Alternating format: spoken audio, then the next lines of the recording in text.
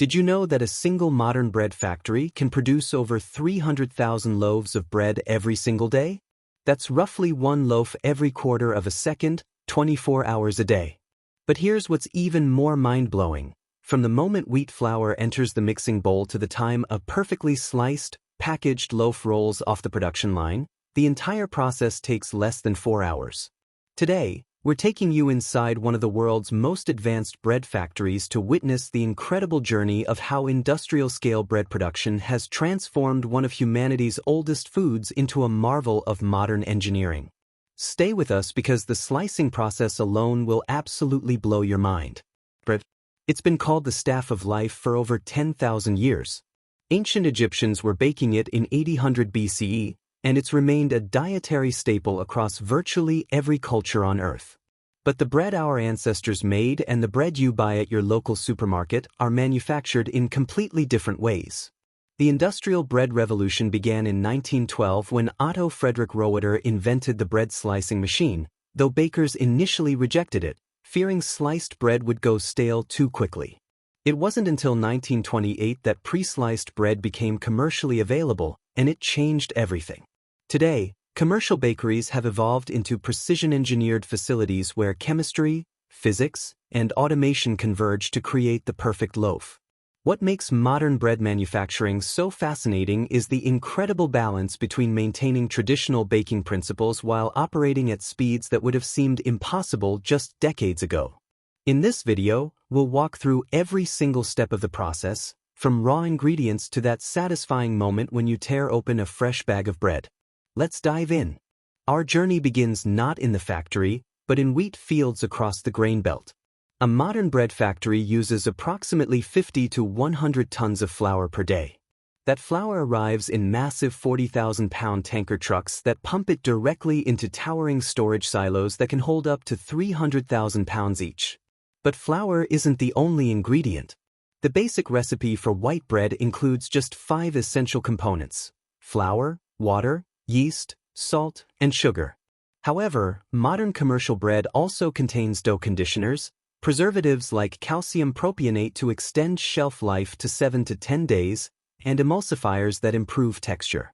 Here's something fascinating: the wheat variety matters enormously. Bread flour has a protein content of 12 to 14%, which creates strong gluten networks essential for that light, airy texture.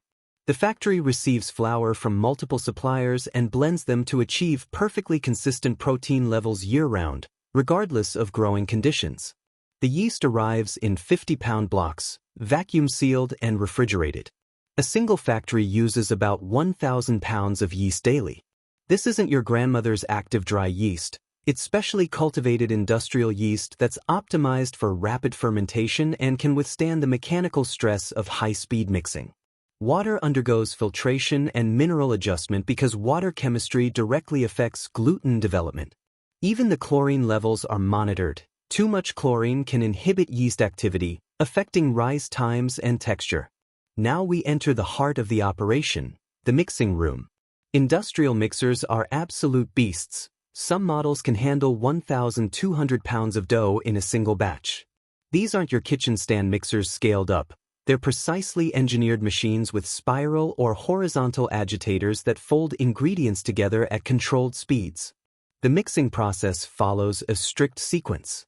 First, dry ingredients are measured with digital precision. We're talking accuracy within 0.1% of target weight.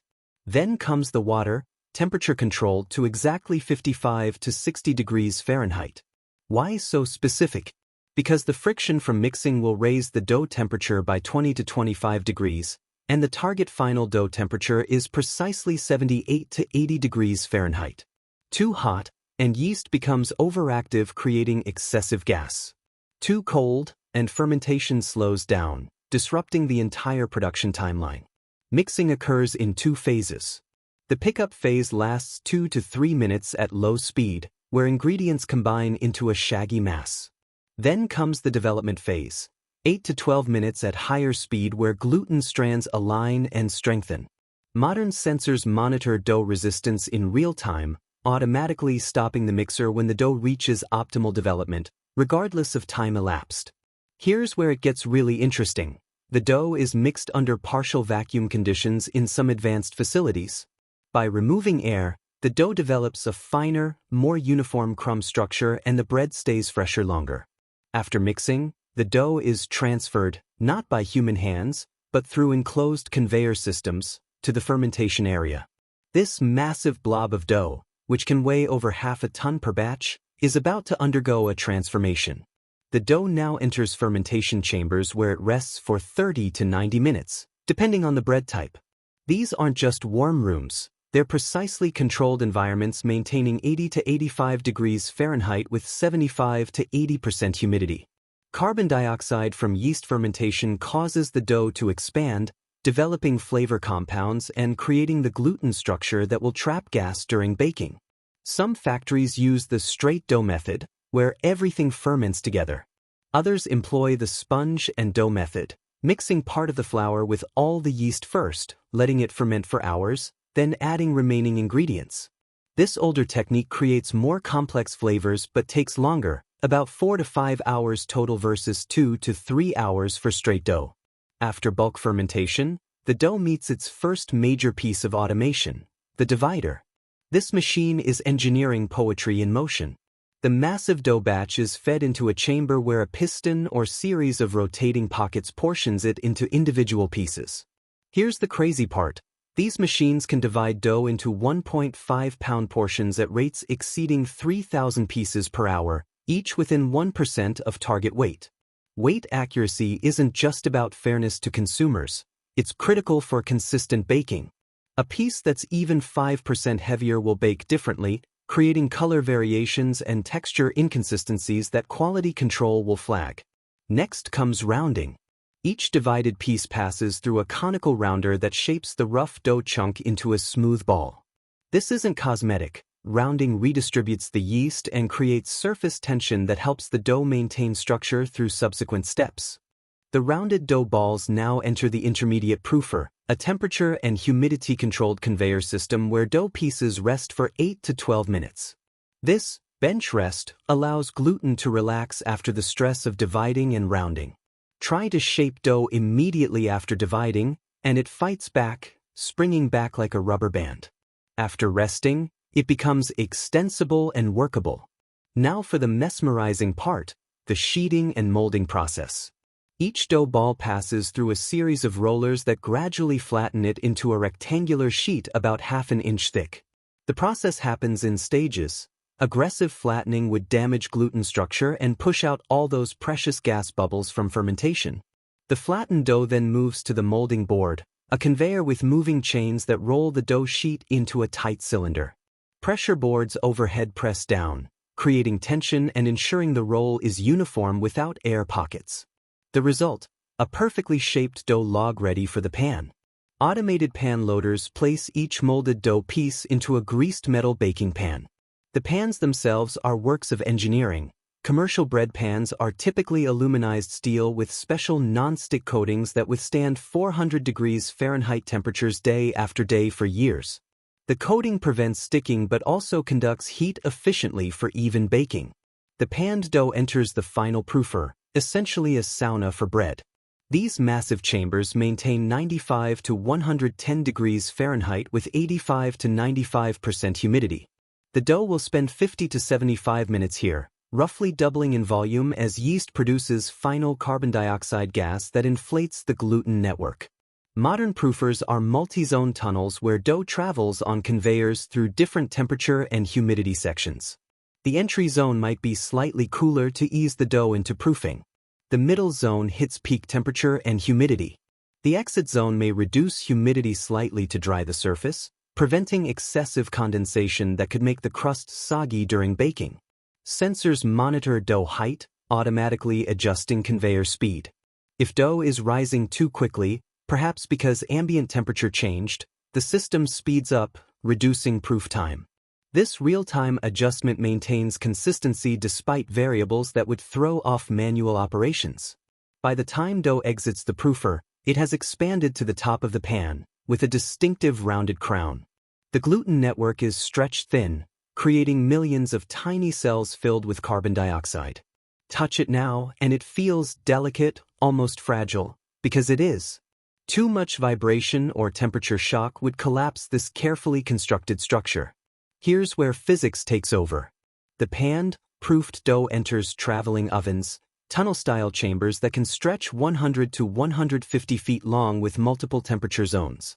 These aren't heated by simple burners. They use sophisticated direct-fired ribbon burners, convection systems, or radiant heat panels positioned to create specific temperature profiles. Zone 1, the oven entrance, sits at about 400 degrees Fahrenheit. As dough enters, surface moisture evaporates rapidly, and the dough experiences one final surge of expansion called oven spring. Yeast, still active in the dough's cool interior, goes into hyperdrive as temperature rises, producing a burst of carbon dioxide. Simultaneously, alcohol from fermentation vaporizes, and water turns to steam, both expanding and inflating the dough structure by 10 to 15% more. Between 140 to 160 degrees Fahrenheit internal temperature, yeast dies and enzyme activity stops. The starch granules absorb water and gelatinize, essentially cooking and setting the structure. Around 180 degrees Fahrenheit, the gluten proteins denature and solidify, fixing the bread's shape permanently. Zone 2 and 3, deeper in the oven, reach 425 to 450 degrees Fahrenheit. Here, the Maillard reaction, a chemical interaction between amino acids and sugars, creates that golden brown crust and develops hundreds of flavor compounds. The crust temperature hits 300 degrees Fahrenheit or more while the interior stays around 200 to 210 degrees Fahrenheit. Total baking time, just 18 to 22 minutes for standard white bread. The pans travel through on a continuous chain conveyor, emerging from the oven exit with perfectly baked loaves. The factory we're observing bakes 120 loaves simultaneously at any moment, with finished loaves emerging every 10 to 12 seconds. Fresh from the oven, bread is structurally unstable, the starch is in a gelatinized state, and steam inside the loaf is still expanding. Automatic depaners grab pans, rotate them upside down, and give them a sharp tap. The loaves drop onto cooling conveyors, and empty pans return on a separate conveyor to be cleaned and re-greased for the next cycle. This is one of the most critical stages, cooling. Bread needs to reach 95 to 100 degrees Fahrenheit internal temperature before slicing. Slice too hot, and the blade compresses and deforms the soft interior. The cooling tunnel is a massive conveyor system spanning 150 to 200 feet where ambient air, sometimes assisted by fans, circulates around the loaves. The bread structure continues evolving during cooling. Starch begins retrogradation, a process where starch molecules realign and firm up, giving bread its sliceable texture. This is also when moisture redistributes from the moist interior toward the drier crust, slightly softening the crust while firming the crumb. Advanced facilities use spiraling cooling towers that save floor space. Imagine a vertical corkscrew conveyor where bread travels upward through multiple levels while cooling. Some factories use forced air cooling chambers with precisely controlled airflow to accelerate cooling without surface drying. Now for everyone's favorite part, slicing. Commercial bread slicers are magnificent machines operating at speeds that seem impossible. Modern high-speed slicers can process 120 to 180 loaves per minute, that's up to 3 loaves per second. The slicing mechanism uses reciprocating band blades, essentially thin metal ribbons with serrated edges moving rapidly back and forth at 3,000 to 5,000 strokes per minute. As bread passes through on a conveyor, it encounters a series of these blades spaced evenly. A standard machine has 15 to 20 blades creating uniform slices in one smooth motion. Here's what makes this so impressive. Each blade must slice completely through the loaf without compressing it, tearing it, or creating crumbs. The blade's speed, angle, and vibration frequency are calibrated for the specific bread density and texture. The slicing gap, the space where bread meets blade, is precisely controlled. Too much compression, and you get squashed, dense slices. Too little, and the blade tears the crumb structure. The heel, end slice, is typically oriented automatically so both heels are on opposite ends of the final package, creating a more appealing presentation. Sliced loaves proceed immediately to bagging. Speed is critical because exposed bread surfaces lose moisture rapidly. Modern bagging machines are hypnotic to watch. A continuous roll of polyethylene bag material unrolls, and a forming collar shapes it into a tube. The loaf enters from below, pushing through the tube, and mechanical fingers gather the bag opening and apply a closure. The most common closure is the twist tie, applied by machines at rates exceeding 100 per minute. Some premium breads use clip closures, U-shaped plastic pieces crimped onto the gathered bag opening. The closure isn't just about resealing, it's date-coded. Many factories use color-coded ties corresponding to specific production days, helping retailers manage stock rotation. But the packaging doesn't stop there. An inline printer stamps the bag with best-by dates, lot codes, and sometimes barcodes, all while the package is still moving. Rejected loaves, detected by vision systems that spot irregular shapes or improper closures, are automatically diverted to a reject bin. Multiple bagged loaves are then grouped and loaded into larger plastic trays or cases for shipping. Some operations use automated case packers where robotic arms or mechanical pushers arrange loaves into cardboard cases holding 6 to 12 loaves each.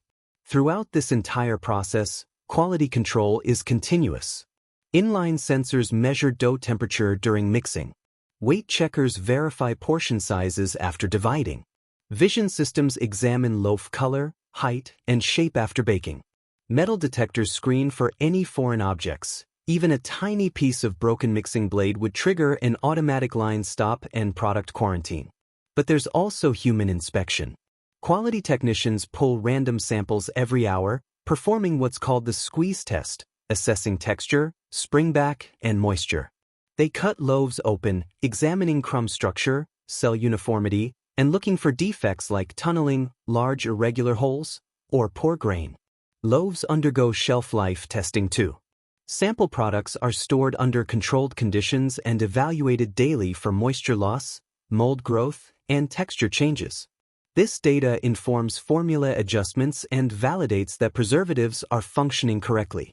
Additionally, nutritional accuracy is verified through periodic laboratory testing, ensuring the nutrition facts panel accurately reflects actual product composition, critical for regulatory compliance and consumer safety. Production scale. The factory we've been exploring produces 300,000 loaves daily. That's enough bread to make 600,000 sandwiches, enough to feed every resident of a city like Miami a sandwich for lunch. Efficiency evolution. In 1900, a skilled baker could produce about 50 loaves per day by hand. Today's automated lines produce 6,000 loaves per hour. That's 120 times the productivity increase per hour compared to daily output a century ago. Waste reduction. Modern factories achieve 98 to 99% yield rates. Any bread rejected during quality control, perhaps 1 to 2% of production, isn't wasted. Most factories partner with animal feed companies or composting facilities. Some even convert bread waste into bioethanol fuel, creating a completely circular production system. Energy consumption. Baking is the most energy-intensive stage, consuming about 3,000 to 4,000 BTUs per pound of bread. That's why modern ovens use heat recovery systems, capturing exhaust heat to warm incoming air or preheat water used in dough mixing. Some facilities have cut energy costs by 30% through these efficiency measures. The sliced bread innovation. When sliced bread first appeared in 1928, it was advertised as the greatest forward step in the baking industry since bread was wrapped. During World War II, 1943, the U.S. government briefly banned sliced bread to conserve resources for the war effort. The ban lasted only 3 months. Public outcry was so intense that officials reinstated it, proving that sliced bread had become essential to American life. So there you have it, the complete journey from wheat flour to packaged sliced bread, happening at a pace and scale that would seem like science fiction to bakers from just a century ago. What's most impressive isn't just the speed, it's the precision. Every loaf experiences nearly identical conditions, exact ingredient ratios measured to the gram, temperatures controlled to within 1 degree, fermentation times calibrated to the minute, and baking profiles perfected through decades of engineering refinement. That consistency is why you can buy the same brand of bread in California and Maine and experience virtually identical taste, texture, and quality. And here's our final mind-blowing statistic. The factory we've explored today operates 24 hours a day, 6 days a week, producing roughly 1.8 million loaves weekly.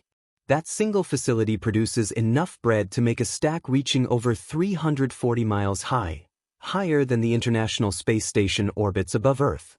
And there are hundreds of facilities like this operating around the world. The next time you grab a loaf of bread at the grocery store, you're not just buying food, you're holding the final product of one of the most optimized, engineered, and precisely controlled manufacturing processes on the planet. From ancient ovens to modern automation, bread production showcases humanity's ability to transform tradition into technology. If you enjoyed this deep dive into bread manufacturing, smash that subscribe button because we're taking you inside more fascinating factories. Next up, we're exploring how breakfast cereals go from grain to those colorful boxes on your shelf. Drop a comment below telling us what factory or manufacturing process you want to see next. Thanks for watching, and we'll see you in the next one.